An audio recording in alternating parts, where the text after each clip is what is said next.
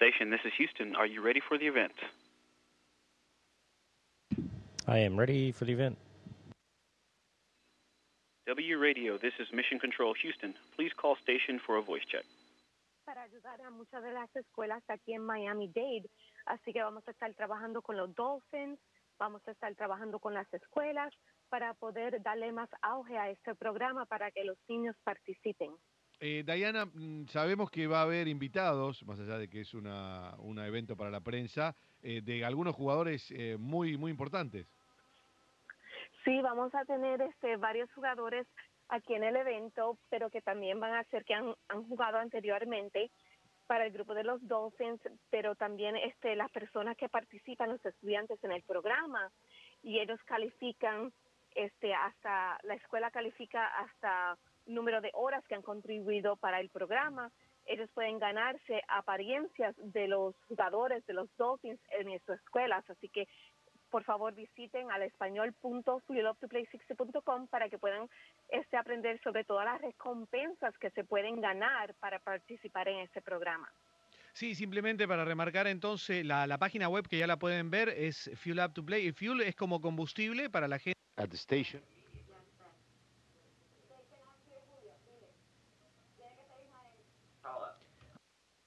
Station, this is Houston ACR. Just stand by one, please.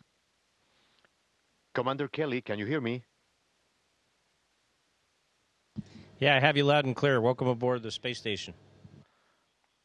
What a pleasure, Captain. I don't know what to say. Good morning, good evening. Where are you? What is night, is day? Where are you right now? Well, it's about 6:30 in the evening. We're on Greenwich time, and I think we're in darkness, and looks like somewhere over kind of approaching Australia in the South Pacific. Commander, a few days ago, we saw a beautiful moon from the Earth. Beautiful, red moon. You were closer, 400 kilometers closer. Did you watch, and what was the experience of the moon since there? Well, on that particular day of the lunar eclipse, unfortunately, where it was occurring with regards to our sky and where our windows are located, we really couldn't see it from the space station. Plus, it was in the middle of the night, so those two reasons why we didn't see it. But in general, the moon and the Earth and the stars are very, very beautiful to see from here. And, it's something we enjoy looking at, certainly. Commander, we are in South America, in Bogota, Colombia. Sometimes you look to the window and you try to find your house in the United States? Well, yeah, but that's only because we have this giant lens camera, and it's got, with the doubler on it, like a 1,200 millimeter lens. Otherwise, we really couldn't see anything with the naked eye that is human-made, with the exception of you can kind of see, airports. You can see cities and tell they're cities, but it's not like you'd be able to see a particular building without the aid of a camera or binoculars. Commander, how is your day? At what time do you wake up, and how is a regular day? So we get up at, between 6 and 6:45 in the morning. We have a meeting with the ground called the Daily Planning Conference, generally at about 7:30 in the morning. And again, that's on Greenwich Mean Time because it's a very, I wouldn't say convenient, but it's a time that works for all the different control centers around the world that have to work together. And, then our day progresses from there. We work basically until 7 o'clock, 7:15 in the evening, and, have a lot of activities to do, scientific experiments, maintenance on the space station, just general, housekeeping, keeping this orbiting laboratory running, as well as the exercise time we have up here is done during the day. Commander Kelly, NASA have plans to send humans to Mars in 2030, but with the latest discovery of liquid water and knowing that water means fuel for your spaceship, is there a chance that that goal can be reduced few years? And if so, you would be, or would you like to be in that very first mission? Well, I don't think us finding water would accelerate our mission to Mars. Maybe if we found a bunch of money, that would probably help a lot more because that's one of the things we really need to go to Mars is the funding. And the technology we understand. I think a lot of what we need to do to get there, but funding is one of the things in the critical path. So I don't think the water helps us in that regard, but it is very exciting. It does help us in other ways. Once we get there, having water is very important. Obviously, you need water to sustain life. It'd be great if we didn't have to bring it all with us. We could maybe get it out of the Martian atmosphere or out of the soil. And like you said, you can use liquid oxygen and liquid hydrogen to propel a rocket. So, having available water may be a source to be able to use for your rocket engine. Commander Kelly, your current mission is unique. Your twin brother is here on Earth, and the idea is to compare your health with his to see the variations during this year on space. So far, have you learned something special? Do you feel younger than him?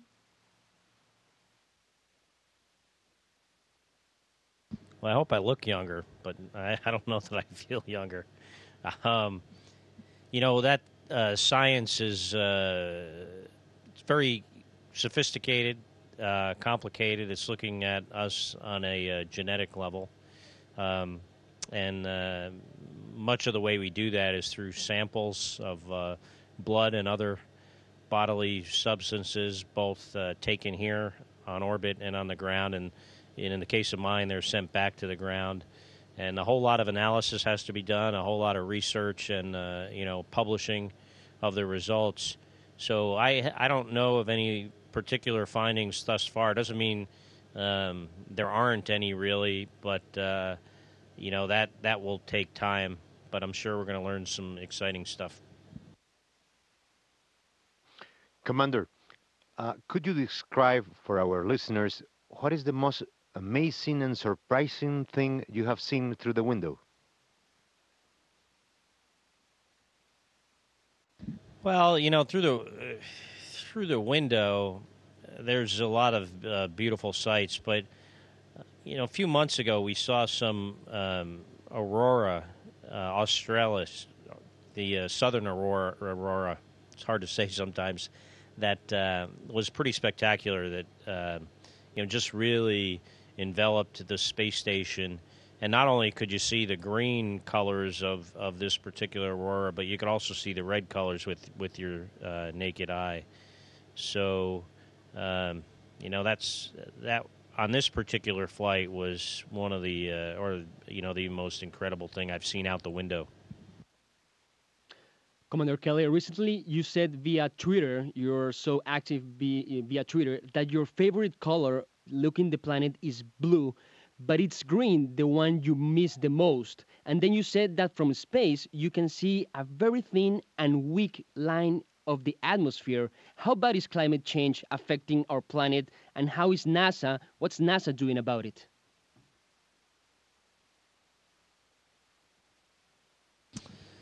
Well, I believe, climate change is real. I believe that, humans have an effect on it. I don't know exactly, what level that effect is, but I think it is significant. And, NASA studies the Earth, and we have a lot of scientists that do this type of research, and we're part of the larger community of, scientific investigators that have, documented the impacts of, the humans on our environment. Commander Kelly, we all hope to be alive to see a long-term mission to Mars, but radiation effects and the absence of gravity are a big challenge for the human body. I wonder why the current designs don't include some sort of artificial centrifugal gravity. Are you doing some experiments about that on the ISS? So, that would be great. and maybe that would be part of the design of a spacecraft to use artificial gravity. It's been documented in many movies, and certainly, in theory, that would work. We do have negative effects on our physiology from the absence of gravity, but we do have ways to mitigate those by exercise and diet.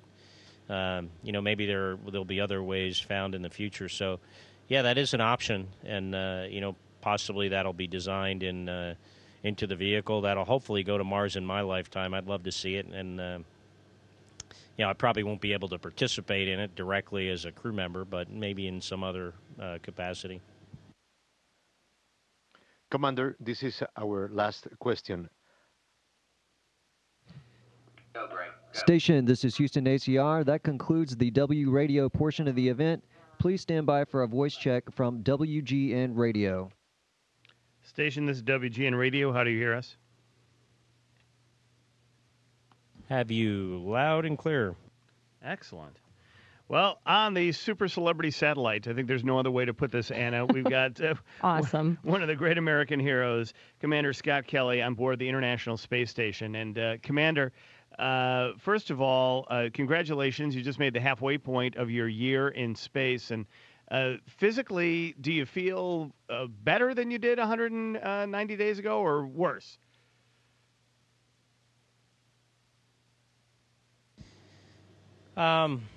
That's a tough question. I feel better in some ways in that, gravity, and the effects on your joints and things on Earth as you get older, and I'm, in my early 50s now, is something that I don't experience up here. So, in that regard, it's better. So, I think I wouldn't say I feel bad because I've been up here for, over 6 months. So when you return to Earth, they've talked to you now, obviously a year in space. It's gonna take a toll in terms of all that. What will you experience when you come back to Earth in terms of how your joints are going to feel, or vertigo or anything like that? What have they told you to expect? Well, I flew a flight about 4 or 5 years ago now to the space station that was 159 days long. When I got back from that flight, vertigo was something you experience initially. For me, that kind of cleared up pretty quickly. Within, several hours, I was feeling much better. What took a much longer time was the soreness of muscles and joints that, for me, lasted, about a month. Also, you're pretty fatigued when you get home, and for a number of reasons, and I expect that'll be the same or maybe even worse this time. Commander, I want to ask about the twin experiments, and your brother Mark here on Earth is mirroring a lot of the activities you're doing there. And I guess, so how do you know he's doing a good job at it? Are you in constant contact with him? And we also wanted to ask, what if he slips in a Corona or cheats a little bit? Are you able to do that in space? And how does this work? Well, part of the research is not him being on a similar diet. That was, really not deemed practical. He wouldn't want to eat this food although it's not bad if you had to eat this stuff by choice for a whole year when your friends and family are, diving into a steak. That would be, I think, considered cruel and unusual punishment. But so most of what he does is, the same type of blood and other bodily samples that are getting from me, and MRIs and other type of, imaging technology that's used on him. So do I know if he's cheating? I don't think there's a whole lot he can be cheating on, and I know he is keeping up with getting the samples. He was in Houston just the other day doing some of that. So now let's talk a little bit about this incredible year for NASA and for the space program, I think, in a lot of ways, and just for a human's understanding of what's going on. You had Pluto, you had the intercept of a comet, and now the water on Mars. And I think that certainly some of the experiments that you guys are doing here, that you and your brother are doing, and that you're doing up on the International Space Station, is duration. That's intended to be a part of that research will go into whatever the manned Mars mission is. How important do you think, in terms of funding, these discoveries have been, and specifically the water on Mars?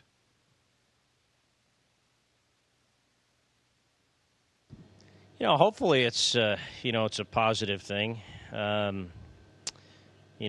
Like any government agency, NASA needs funding at an appropriate level, and demonstrating success in anything, whether it's NASA or other government agencies, I think is important to get the the political support that you need to get the funded at the appropriate level. So yeah, I think it's a great thing, and each of those different missions you mentioned have captured people's imaginations in their own way, and like you said with the last one with the water on Mars, really. Hopefully someday it'll help when we get there, and we don't have to bring all this water with us. And water is important for life, and maybe means that there is life there somewhere to be found, or ancient life, and provides possibly a way to make fuel to get home. So it's a great thing. Commander, also, I wanted to ask you, anybody who's seen The Martian with Matt Damon has seen how he was growing his own food up on Mars, as it were. Are you guys growing food there on the space station? If so, how's that going? Yeah, so we grew some lettuce a few months ago, and it went great. And, hopefully from that experiment and experiments to come, we'll learn to grow more food on orbit and potentially use that technology to go to Mars someday or elsewhere, or just to be able to sustain ourselves here in low Earth orbit. A couple of days ago, you tweeted a picture of Chicago with the Aurora Borealis over. It was a great shot from your vantage point of the southern part of Lake Michigan at night, with the all the urban light of Chicago and Milwaukee, and then that great green over that. I know that you've talked about how incredible it is to see Earth from that vantage point, but what do you miss most about being on Earth? You miss the people, your friends, your family, people you love at home, certainly. Not that you don't like the people up here, but, variety is kind of important in that regard. But the other thing is just being outside. I mean, we don't go outside at all. Occasionally you get to do a spacewalk. We got one coming up here, actually two coming up here in the next several weeks, but it's not the same thing. And just the freedom to kind of do what you want, walk outside your house is something we definitely miss. Is there what's the most spectacular thing that you think you've seen? What are some of the images that you're going to take away from this?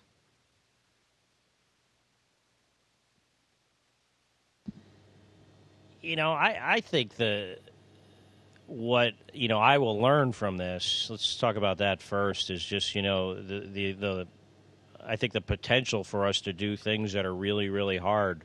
Building this space station was hard. This is an amazing facility. We do amazing research up here. It takes an army of people on the ground, not only in the United States but all around the world, to make this program happen. That's just the limit of human potential, I think, is incredible, and the space program is a great place for our nation and other nations to do that. As far as visually seeing, the Earth never disappoints. When I think I've seen it all, I see something, new and spectacular, and hopefully I'll be able to keep those images with me for a while. Yeah. Commander, thank you so much. Appreciate everything you're doing, not only for the United States, but for the world at the International Space Station. And I hope that all the whatever it is that comes out of this, whether it's a mission to Mars or whatever it happens to be, that you take a very, very important place in the history of the American space program. So we thank you for that. Thanks, Commander. Thank you. Station, this is Houston ACR. That concludes the event. Thank you. Thank you, W Radio and WGN Radio. Station, we are now resuming operational audio communications.